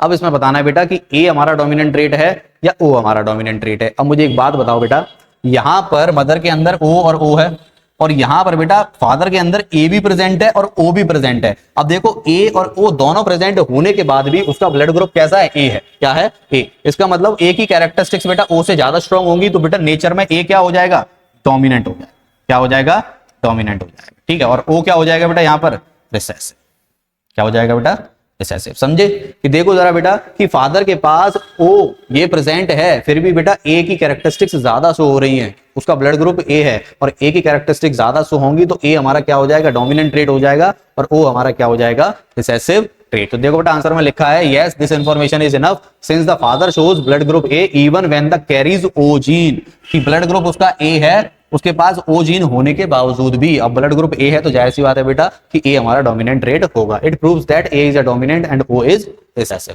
क्लियर। तो ये आंसर आपका हो, इंपॉर्टेंट है बेटा, याद रखना। यहाँ पर कई बच्चे बेटा ओ को यहाँ पर डोमिनेंट बताते हैं, देखा देखी कि डॉटर में ओ है, पेरेंट से मिला है तो ओ यहाँ पर क्या होगा, डोमिनेंट होगा, तो ऐसा नहीं है बेटा, थोड़ा सा ध्यान से लगा के आना, मोस्ट इंपॉर्टेंट क्वेश्चन। नेक्स्ट देखिए, name the two types of gametes produced by man. दो तरह के आपको गैमेट्स बताने हैं जो मैन के द्वारा प्रोड्यूस करे जाते हैं। तो देखो बेटा सबसे पहला है स्पर्म कैरिंग एक्स क्रोमोसोम और स्पर्म कैरिंग वाई क्रोमोसोम, ठीक है। एक तो वो स्पर्म जो एक्स क्रोमोसोम को बेटा कैरी करेगा और दूसरा वाई क्रोमोसोम को, ठीक है। दूसरा देखो बेटा यहाँ पर does a male child inherit x chromosome from his father. क्या बेटा मेल चाइल्ड के अंदर जो एक्स क्रोमोसोम फादर से इनहेरिट होगा क्या बेटा, नहीं, ठीक है, क्योंकि हमें पता है कि अगर मेल चाइल्ड है तो उसके अंदर वाई क्रोमोसोम होना चाहिए, और वाई बेटा हमेशा किससे आता है, फादर से, क्लियर। थर्ड देखो, how many types of gametes are produced by a human female. Human female के द्वारा कितने टाइप्स के गैमेट्स फॉर्मेशन होते हैं। अब ह्यूमन फीमेल्स के अंदर बेटा देखो सिर्फ और सिर्फ एक्स और एक्स क्रोमोसोम ही पाए जाते हैं, तो उसके अंदर जो एग होगा वो सिर्फ और सिर्फ एक्स क्रोमोसोम को लेकर आएगा, क्लियर। नेक्स्ट देखो, long answer type question, why is the F1 progeny always tall when a tall plant is crossed with a short pea plant. बोला जा रहा है बेटा कि जब हम टॉल प्लांट को शॉर्ट के साथ क्रॉस कराते हैं तो हमेशा F1 प्रोजेनी में टॉल प्लांट ही क्यों देखने को मिलते हैं, क्योंकि उसके अंदर बेटा देखो जीन्स ही टॉल के प्रेजेंट है। तो जरा देखो, when a pure tall plant TT is crossed with a pure short plant TT, तो हमें बेटा F1 जनरेशन में कौन से गैमेट्स की फॉर्मेशन होगी, कैपिटल टी और स्मॉल टी, और जो आंसर आएगा वो भी कैसा आएगा बेटा, कैपिटल टी और स्मॉल टी। ठीक है, तो यहाँ पर कैपिटल टी क्या है बेटा, डोमिनेंट ट्रेड को शो कर रहा है, और स्मॉल टी क्या है बेटा, वो आपके रिसेसिव ट्रेड को शो कर रहा है। और डोमिनेंट और रिसेसिव ट्रेड जब एक साथ हो तो डोमिनेंट ट्रेड को हमें प्रायोरिटी देनी पड़ती है, यानी डोमिनेंट जो कैरेक्टरिस्टिक्स हैं वो पहले आपको देखने को अपीयर होंगी। ठीक है, F1 जनरेशन की बात है तो। अब यहां पर देखो second, how is F2 progeny obtained by self pollination of F1 progeny different from F1 progeny, give reason. बोला जा रहा है बेटा कि how is F2 progeny obtained by self pollination of F1 progeny different. अब बोला जा रहा है कि F2 प्रोजेनी जो है वो F1 से किस तरीके से डिफरेंट है। तो जरा देखो, जैसे कि हमने देखा, वैसे तो आपको पता होना चाहिए कि F1 जनरेशन के अंदर सारे के सारे प्लांट कैसे होते थे बेटा, टॉल। ठीक है, और F2 जनरेशन के अंदर हमें टॉल और शॉर्ट दोनों देखने को मिलते थे। ठीक है, यानी बेटा F1 जनरेशन के अंदर सिर्फ और सिर्फ डोमिनेंट ट्रेड्स यानी डोमिनेंट कैरेक्टरिस्टिक्स ही आपको देखने को मिलेंगी। लेकिन अगर यहीं पर हम F2 प्रोजेनी की बात करें तो वहां पर आपको डोमिनेंट प्लस रिसेसिव ट्रेड्स ज्यादा देखने को मिलेंगे। हालांकि उनके रेशियो में फर्क होता है, डोमिनेंट फिर भी ज्यादा ही होता है, लेकिन रिसेसिव आपको फिर भी देखने को मिलेगा। तो 25% आपको रिसेसिव देखने को मिलेगा और 75% आपको डोमिनेंट देखने को मिलेगा। क्लियर। नेक्स्ट देखिए, state a conclusion that can be drawn on the basis of this observation. अब इस ऑब्जर्वेशन से आपको बेटा क्या कंक्लूजन निकलता है, देखो, one traits are controlled by pair of factor genes. Traits किसके द्वारा कंट्रोल करे जाते हैं बेटा, जीन्स के द्वारा। ठीक है, one trait may be dominant and the other recessive. एक डोमिनेंट होता है और दूसरा क्या होता है बेटा, recessive. Recessive traits can reappear in the next generation. अब F1 जनरेशन के बाद जितने भी बेटा आगे वाली आने वाली जनरेशन होंगी, सब में आपको जो रिसेसिव ट्रेड है वो आपको देखने को मिलेगा, सिर्फ और सिर्फ F1 जनरेशन को छोड़कर। This is known as the law of dominance, और इसी को हम क्या बोलते हैं बेटा, लॉ ऑफ डोमिनेंस। ठीक है, अब टोटल बेटा मेंडल ने 3 लॉज दिए थे, जिसमें सबसे पहला क्या था बेटा, लॉ ऑफ डोमिनेंस, और दूसरा क्या था बेटा, लॉ ऑफ सेग्रीगेशन। अब ये जो 2 लॉ है ना बेटा मेन, ये आपके रिस्पॉन्सिबल होते हैं मोनो हाइब्रिड क्रॉस के लिए। याद रखना इस बात को, लॉ ऑफ डोमिनेंस और लॉ ऑफ सेग्रीगेशन दोनों पहले जो लॉ है बेटा वो आपके रिस्पॉन्सिबल होते हैं मोनो हाइब्रिड क्रॉस के लिए। और जो तीसरा आपका होता है बेटा law of independent, law of independent करके कुछ है बेटा आपका तीसरा, तो वो आपके रिस्पॉन्सिबल होता है डाई हाइब्रिड क्रॉस के अंदर। क्लियर, अभी देख लेंगे वो कौन सा है लॉ ऑफ इंडिपेंडेंट। नेक्स्ट देखो 40, a green stemmed rose plant denoted by GG capital G and a brown stemmed rose plant denoted by small G are allowed to undergo a cross with each other. बोला जा रहा है बेटा यहाँ पर कि green stemmed और एक ब्राउन स्टेम्ड प्लांट है। ठीक है, एक की ग्रीन स्टेम है और एक की ब्राउन। ग्रीन वाले को हमने डिनोट कर दिया जीजी से और ब्राउन वाले को स्मॉल जी से, और दोनों को क्या करा दिया बेटा, क्रॉस करा दिया। तो देखो फिर से वही मोनो हाइब्रिड क्रॉस है बेटा, फिर से वही मोनो हाइब्रिड क्रॉस है। तो F2 जनरेशन के अंदर मैं डायरेक्ट यहाँ पे कर दे रहा हूँ, इन दोनों को करोगे तो यहाँ से आ जाएगा एक जी और एक स्मॉल जी। ठीक है, तो ये तो बात होगी बेटा F1 जनरेशन की। F1 जनरेशन तो ग्रीन स्टेम। अब इसी के लिए F2 जनरेशन पे आ जाओ, तो जी और जी दोनों को क्रॉस कराओगे तो ये आ जाएगा बेटा capital G small G, capital G capital G capital G capital G small G, capital G small G small G small G, इनको क्रॉस कराओगे तो ये आ जाएगा शॉर्ट में। ठीक है बेटा, वही मोनो हाइब्रिड क्रॉस है, कुछ अलग नहीं है। तो ये हमारा होगा ग्रीन, ये भी ग्रीन, ये भी ग्रीन और ये ब्राउन। ठीक है, अब क्वेश्चन बोल रहा है बेटा list your observation regarding colour of step in F1 progeny. F1 progeny के अंदर कौन सा कलर होगा, तो F1 प्रोजेनी के अंदर देखो बेटा कौन सा है, ग्रीन। कौन सा होगा बेटा, green. Percentage of brown stemmed plant in F2 progeny if F1 plants are self pollinated. बोला जा रहा है बेटा कि जब आप F1 प्लांट को सेल्फ पॉलिनेट कराते हो तो जो F2 प्रोजेनी आती है उसमें ब्राउन स्टेम्ड का परसेंटेज कितना होगा। तो देखो जरा बेटा, ये F2 जनरेशन है, ये F2 जनरेशन है। ठीक है, याद रखना F2 जनरेशन में क्या है, 1 2 3 हमारे ग्रीन है और 1 ब्राउन है बेटा। अब टोटल मिलाकर क्या है बेटा 4। ठीक है, तो निकाल दो इसकी परसेंटेज। कैसे निकालोगे, तो इसको डिवाइड कर देना 1/4 इंटू 100, तो ये आ जाएगा बेटा 25%। ठीक है, तो ब्राउन यहां पर कितना परसेंट है बेटा, 25। ये 25, ये 25, ये 25, ये 25, तो 3 यहां पर 75% ग्रीन के हो गए और 25% हमारा ब्राउन का हो गया। थर्ड बोला है बेटा ratio of capital G and small G in the F2 progeny. अब यहां पर देखो बेटा रेशियो पूछा है, फिनोटाइप रेशियो P से रिप्रेजेंट कर रहा हूं, तो वो होगा बेटा हमारा क्या, 3:1। और यहीं पर अगर मैं जीनोटाइप की बात करूं तो जीनोटाइप हमारा क्या हो जाएगा बेटा, 1:2:1। रेशियो सेम है बेटा, वही जो आप पढ़ते हुए। Based on the finding if this cross what conclusion can be drawn. अब बोला जा रहा है बेटा इन क्रॉस को देखकर आपको क्या कंक्लूजन देखने को मिलता है। तो कंक्लूजन क्या है बेटा, कि F1 जनरेशन के अंदर ग्रीन स्टेम है, ब्राउन का कोई लेना देना नहीं है, यानी बेटा रिसेसिव ट्रेट आपको देखने को नहीं मिल रहा है। और अगर यहीं पर F2 जनरेशन की बात करें तो मेजरली पार्ट हमारा डोमिनेंट कैरेक्टरिस्टिक को शो कर रहा है, यानी ग्रीन, और जो ब्राउन कलर है बेटा वो हमारा रिसेसिव को 25% को शो कर रहा है। तो ये आप कंक्लूजन में लिख सकते हो, ठीक है। तो आपने देखा होगा बेटा पूरी इतनी जब से सीरीज करे जा रहे हैं इसके अंदर मोनो हाइब्रिड क्रॉस के ऊपर कितने सारे क्वेश्चन है, तो याद रख लेना ये मोनो हाइब्रिड क्रॉस अलग अलग तरीके से हर बार पूछता है, इस बार के एग्जाम में भी पूछेगा आपसे। नेक्स्ट देखो, how many pairs of chromosomes are present in human beings. Human beings के अंदर टोटल कितने क्रोमोसोम्स प्रेजेंट होते हैं, ठीक है।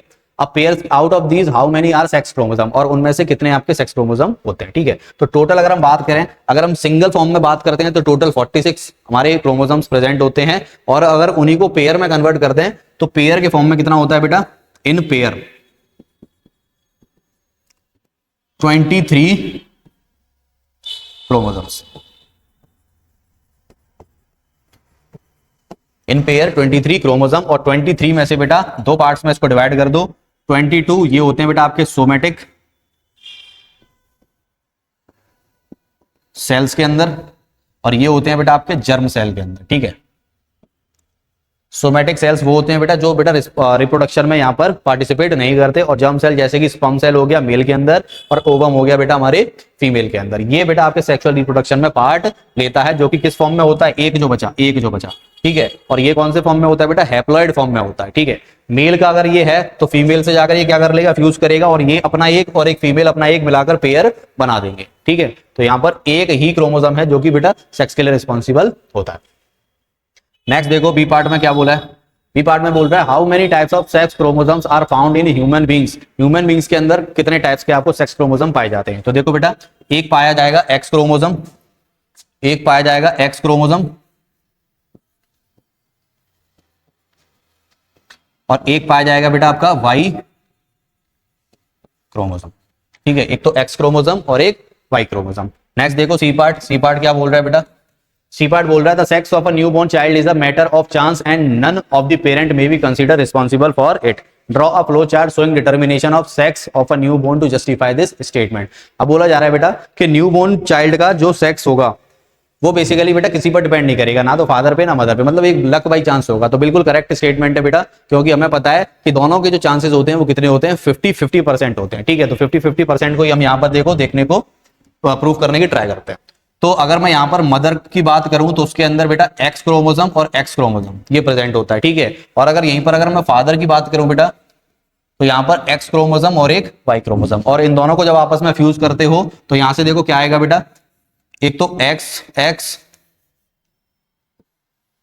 और एक आएगा बेटा आपका एक्स वाई, और यहां से फिर से एक्स एक्स और यहां से आएगा बेटा एक्स वाई। तो देखो एक्स एक्स मतलब गर्ल चाइल्ड, एक्स वाई मतलब boy child, X X girl child और एक्स वाई बॉय चाइल्ड। तो देखो बेटा टोटल मिलाकर यहाँ पर 4 कंडीशन बनी, 4 में से 2 कंडीशन गर्ल चाइल्ड की हैं और 2 कंडीशन बॉय चाइल्ड की है। इसका मतलब बेटा दोनों का जो रेशियो हो गया बेटा या परसेंटेज हो गई, कितना हो गया, 50-50%। अब एक चीज यहाँ पर मैंने अभी भी बोली कि एक बॉय चाइल्ड का होना किस पर निर्भर करता है बेटा, फादर पर निर्भर करता है, क्योंकि वाई क्रोमोसोम सिर्फ और सिर्फ हमें किससे मिलेगा, फादर से मिलेगा, ठीक है। तो यहाँ पर एक लड़का होने के चांसेस और एक लड़की होने के चांसेस कितने होते हैं बेटा, 50-50%। तो लक बाई चांस है कि लड़का होगा या फिर लड़की होगी, ऐसा कुछ पर्टिकुलर फिक्स नहीं है कि लड़का ही होगा या लड़की ही होगी, ठीक है, 50-50% चांस। नेक्स्ट देखिए बेटा case study type question, question पढ़िए, Mendel cross around yellow seeds with wrinkled green seeds. Mendel है बेटा, उसने राउंड येलो सीड्स को क्रॉस कराया रिंकल्ड ग्रीन सीड्स के साथ, ठीक है। F1 generation sold all round yellow seeds. अब F1 जनरेशन में जो रिजल्ट आया बेटा वो कैसा आया, सारे के सारे राउंड येलो सीड्स का। इन F2 generation 4 types of seed were produce. अब F2 जनरेशन में जब हमने रिजल्ट देखा बेटा तो 4 तरीके के आपको सीड्स देखने को मिले। अब क्वेश्चन क्या कह रहा है जरा समझना बेटा, क्वेश्चन कह रहा है what are the dominant traits in this cross. अब इसके अंदर बेटा डोमिनेंट ट्रेट क्या है, अब डोमिनेंट ट्रेट कौन कौन से हैं जरा समझो। अब यहां पर देखो बेटा कैपिटल आर और कैपिटल वाई ये आपके डोमिनेंट ट्रेट है, ठीक है। अब कैपिटल आर किसको रिप्रेजेंट कर रहा है बेटा, कैपिटल आर रिप्रेजेंट करेगा राउंड शेप को, राउंड शेप, ठीक है। और कैपिटल वाई किसको डिनोट करेगा बेटा, कैपिटल वाई डिनोट कर रहा है आपका येलो सीड्स को, येलो कलर। तो ये आपके क्या हो जाएंगे बेटा डोमिनेंट ट्रेट, ठीक है। कैपिटल आर राउंड शेप और capital Y yellow colour. Question number 2 बोल रहा है बेटा write the genotypic ratio of F2 generation. अब सबसे पहली चीज देखो बेटा, यहाँ पर एक तो कलर और एक शेप दोनों की बात करी जा रही है, तो डाई हाइब्रिड क्रॉस हो गया। अब डाई हाइब्रिड क्रॉस का जीनोटाइप रेशियो पूछा है बेटा, तो जीनोटाइप रेशियो याद रखना, वैसे बहुत रेयर पूछता है एग्जाम में, पर आपको फिर भी याद रखना, हो सकता है इस बार आपसे पूछ ले। तो जीनोटाइप रेशियो, तो जीनोटाइप रेशियो क्या होगा बेटा इधर, 1:2:1:2:4 1:2:1 तो ये आपका बेटा जीनोटाइप रेशियो है। इस रेशियो को आप अच्छे से याद रख लो, ठीक है। और अगर इसी की फिनोटाइप रेशियो की बात करता है, जैसे कि अगले क्वेश्चन में है, तो अगले क्वेश्चन में क्या पूछा है बेटा, what is the phenotypic ratio obtained. तो फिनोटाइप रेशियो क्या हो जाएगा, तो फिनोटाइप डाई हाइब्रिड क्रॉस में होता है बेटा हमारा 9:3:3:1। क्लियर, तो 9:3:3:1। 4 होता है which law of inheritance is verified by this experiment. अब बेटा इस एक्सपेरिमेंट को कौन सा लॉ जो है, इनहेरिटेंस लॉ जो है वो एक्सप्लेन करता है। तो देखो बेटा टोटल मिलाकर मैंने आपको 3 लॉ बताए थे। पहला लॉ कौन सा था आपका, लॉ ऑफ डोमिनेंस, और दूसरा क्या था, लॉ ऑफ सेग्रीगेशन। ये जो दोनों लॉ थे बेटा वो आपके किसको रिप्रेजेंट करते थे, मोनोहाइब्रिड क्रॉस को। और डाई हाइब्रिड क्रॉस को आपका जो तीसरा लॉ है बेटा, जो हमारा कहता है लॉ ऑफ इंडिपेंडेंट असॉर्टमेंट, वो इसको एक्सप्लेन करता है। तो लिखना इधर बेटा लॉ ऑफ इंडिपेंडेंट असॉर्टमेंट, ठीक है। चलिए बेटा नेक्स्ट क्वेश्चन देखिए। नेक्स्ट क्वेश्चन कह रहा है, in a pea plant experiment Gregor Mendel cross a tall pea plant capital T with dwarf pea plant small T. बोला जा रहा है बेटा यहाँ पर capital P plant small capital T को हमने क्रॉस कराया किसके साथ, शॉर्ट प्लांट के साथ, जो कि स्मॉल टी है। इन F1 जनरेशन ऑल प्लांट्स वर टॉल, और F1 जनरेशन के अंदर जितने भी प्लांट्स है बेटा सारे के सारे कैसे हैं, टॉल। और when F1 plants were self pollinated, जब F1 प्लांट्स को जब आपने सेल्फ पॉलिनेट कराया तो F2 के अंदर हमें टॉल और ड्वार्फ दोनों देखने को मिले, ठीक है। अब क्वेश्चन क्या कह रहा है जरा समझना बेटा। पहला क्वेश्चन कह रहा है what were the phenotypes and genotypes of the parents. अब इसमें फिनोटाइप कौन है और जीनोटाइप कौन है, ठीक है। अब फिनोटाइप की बात करें तो बेटा जरा देखो, F1 जनरेशन के अंदर जो हमारे फिनोटाइप्स हैं वो टॉल हैं, या इनका रेशियो ही लिख दो बेटा। फिनोटाइप की अगर मैं बात करूं तो इसके अंदर आता है 3:1, और जीनोटाइप की अगर मैं बात करूं तो वो आएगा बेटा आपका 1:2:1।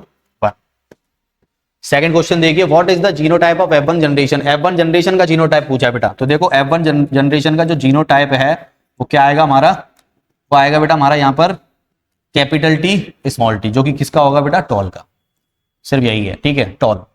अब नेक्स्ट देखो question number 3, what phenotypic ratio is obtained in F2 generation. F2 generation के अंदर फिनोटाइप रेशियो कौन सा होगा, तो ये वाला जो था ना बेटा पहला ही 3:1, ये फिनोटाइप रेशियो, ठीक है। क्वेश्चन नंबर 4 तो देखो, name and state the law explain by this cross. अब देखो बेटा ये मोनो हाइब्रिड क्रॉस है, मोनो हाइब्रिड क्रॉस को इसको कौन एक्सप्लेन करता है, तो याद रखना बेटा यहां पर law of segregation and law of dominance, ठीक है। और मेजरली अगर एक पूछे तो लॉ ऑफ सेग्रीगेशन यहां पर इसको बेटा डिफाइन करता है। क्लियर है।